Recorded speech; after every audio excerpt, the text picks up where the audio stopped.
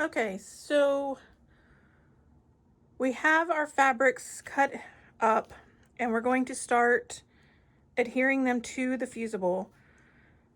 If you've bought this giant roll, you want to make sure you cut your fabrics into pieces or cut your fusible into chunks that fit on your mat, your applique pressing mat. My mat is 17 by 24. This is about 24 inches across. Actually, I think it's exactly 24. And so what I will do is I will usually kind of place my fabrics while the paper is still on, just to see how they will fit. Sometimes it's like a little puzzle to try to get all your fabrics on there the right way without wasting too much of your steam-a-seam. What I will do next is, these are about 12 inches. Doing a second row would end up being too much. So what I'm going to do is I'm going to go ahead and trim with the paper still on.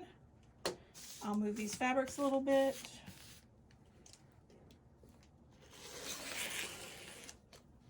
I will trim that. Pull my fabrics off to the side.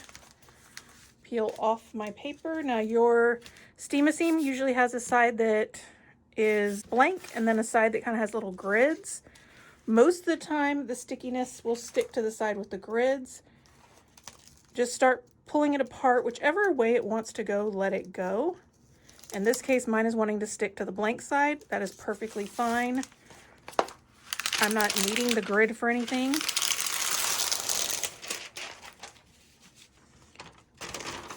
I will fold this up when I throw it away because there is stickiness on the back of that grid.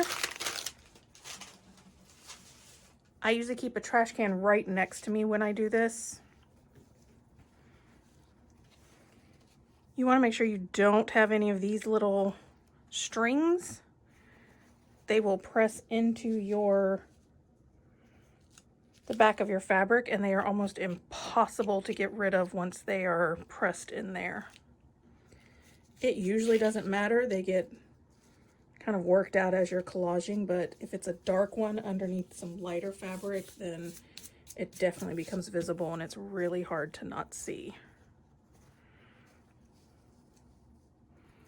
So I just place these back on here. I kind of smooth them down. My paper is a little bit wrinkled underneath. That's fine. It doesn't matter.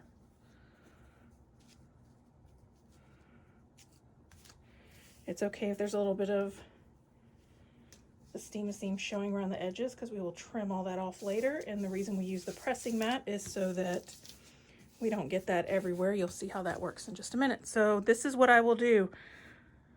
I will make little chunks of fusible and fabric. So I have this sheet. I'll repeat with the rest of my fabrics. Then I will take them to my ironing board and I will press them all at the same time.